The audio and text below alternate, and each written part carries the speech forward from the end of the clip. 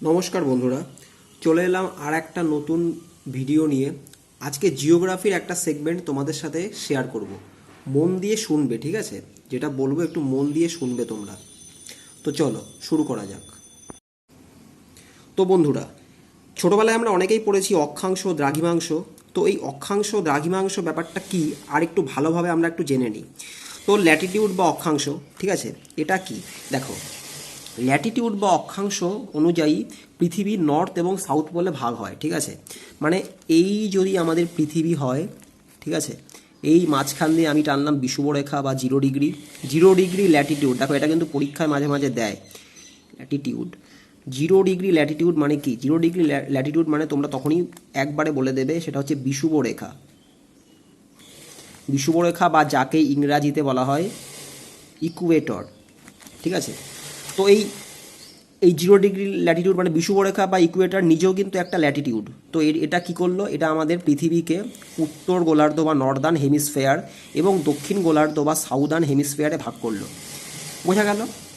আচ্ছা, এবার আমরা একটা জিনিস জানবো, সেটা হচ্ছে এই ল্যাটিটিউড বা অক্ষাংশের বিচারে, ল্যাটিটিউডের বিচারে আমাদের যে ভারতবর্ষ আছে, ল্যাটিটিউডের বিচারে Bharatvarsha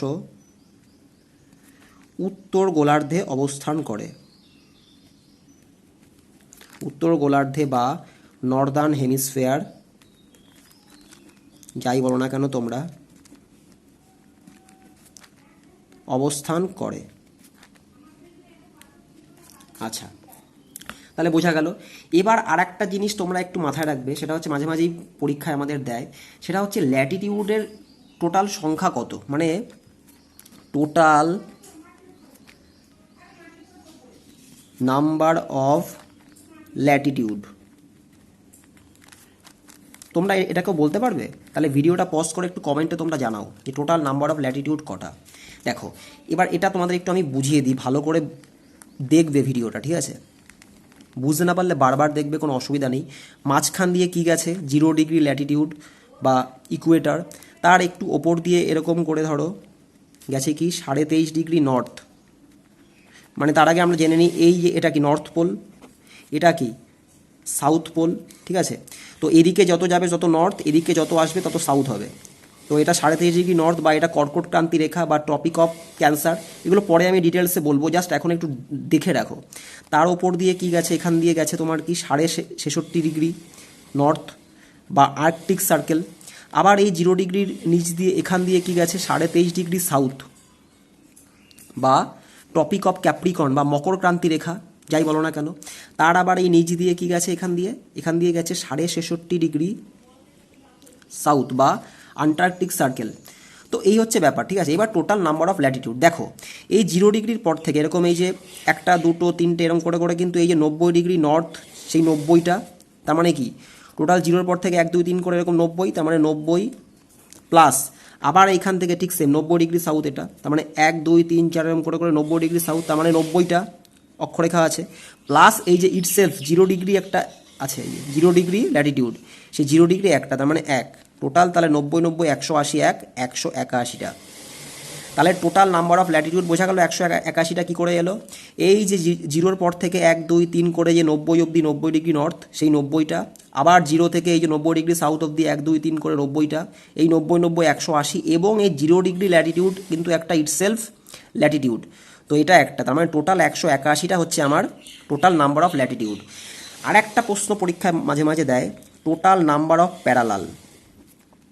total number of parallel মানে অক্ষরেখার সংখ্যা কটা?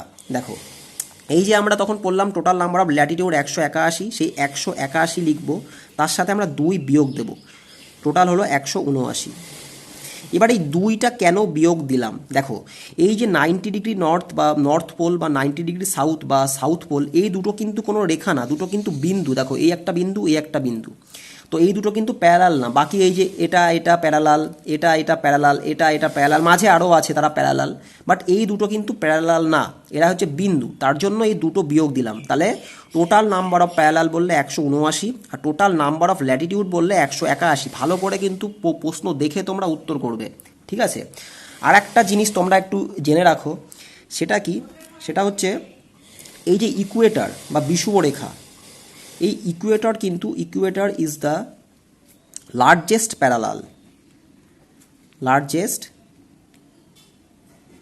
প্যারালাল, মানে ইকুয়েটর বা বিষুবরেখা হচ্ছে সবথেকে বড় অক্ষরেখা, এটা জেনে রাখবে।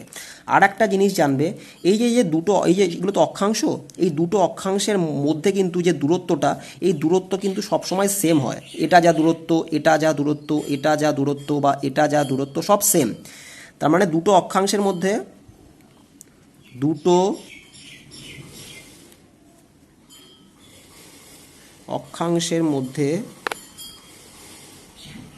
দূরত্ব সর্বদা